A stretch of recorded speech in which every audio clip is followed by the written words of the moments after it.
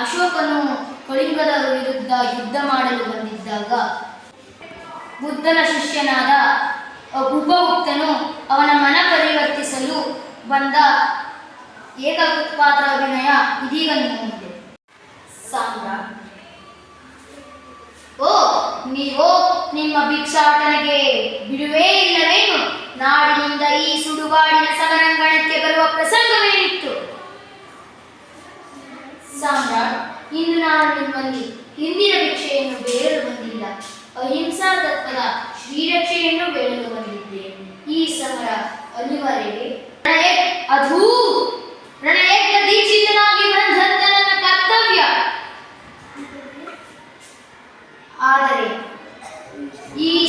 ಈ ಸಮರದಿಂದ ಉಭಯ ಸದನಗಳ ಲಕ್ಷೋಪಲಕ್ಷ ಜನತೆಯ ಕ್ಷಯವಾಗುತ್ತಿದೆ ಸಾಮ್ರಾಟ್.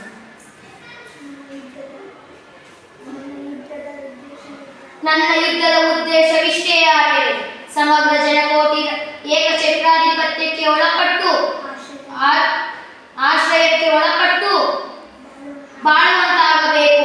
ನಾನು ಕಳಿಂಗದವನು, ನಾನು ಮಗಧದವನು ಎಂಬ ಭಿನ್ನಾಭಿಪ್ರಾಯವನ್ನು ಬಿಟ್ಟು ನಾವೆಲ್ಲ ಒಂದೇ, ನಾವೆಲ್ಲ ಭಾರತೀಯರು ಎಂಬ ಭಾವೈಕ್ಯವನ್ನು ತೋರಿಸುವ ಸಲುವಾಗಿಯೇ ಈ ಸಮರ ಅನಿವಾರ್ಯವಾಗಿದೆ. ಈಗಲೂ ಆ ಕಳಿಂಗದ ಒಡೆಯನೊಂದಿಗೆ ನಾನು ಸಂಧಾನಕ್ಕೆ ಸಿದ್ಧ. ಆದರೆ ನನ್ನನ್ನು ಹೇಳಿ ಎಂದು ಹೀಯಾಡಿಸಿ ಅಕ್ಷಮ್ಯ ಅಪರಾಧ ಎಸಗಿದ ಆ ಕಳಿಂಗದ ಕುನ್ನಿ ಮೃಗೇಂದ್ರನನ್ನು ನನ್ನ ಕಾಲಿಗೆ ಬಿದ್ದು ಕ್ಷಮೆ ಕೇಳುವಂತೆ ಮಾಡಿ ಈ ಸಮರವನ್ನು ಇಲ್ಲಿಗೆ ನಿಲ್ಲಿಸ್ತಾ ಇದ್ದೇನೆ. ಹೇಗೆ ಸಾಧ್ಯ ಸಾಮ್ರಾಟ್? ಅಭಿಮಾನ ಶೂರ ತಾನೆಂದು ತನ್ನ ತಾಯ್ನಾಡಿನ ಜನತೆಯನ್ನು ಅನ್ಯರ ಆಡಳಿತಕ್ಕೆ ಒಪ್ಪಿಸುವುದಾಗಲಿ, ತಮ್ಮ ಕಾಲಿಗೆ ಬಿದ್ದು ಕ್ಷಮೆ ಕೇಳುವುದಾಗಲಿ ನಮ್ಮ ನಿರೀಕ್ಷೆಗೆ ಮೀರಿ ನಿಂತಿರುವಂಥದ್ದು. ಆ ಮೃಗೇಂದ್ರನಿಗೂ ಅಭಿಮಾನಿಸುವ ಸ್ವಾಭಿಮಾನವೆಂಬುದಿರುವುದಲ್ಲವೇ?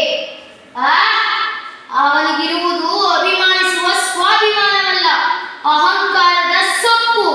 ಆದ್ದರಿಂದಲೇ ಈ ಸಂಧಿ ಸಂಧಾನ ಸಮಾಧಾನಗಳಿಂದ ಸಾಧ್ಯವಾಗದನ್ನು ಸಮರದಿಂದ ಸಾಧಿಸಲು ಹೊರಟಿದ್ದೇನೆ.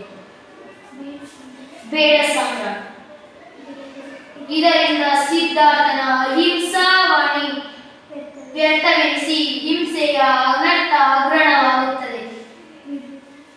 ವಿಭೂತಿ ಪುರುಷರ ಅಮರ ಆದೇಶಕ್ಕೆ ಹಾಳಾಗುತ್ತದೆ.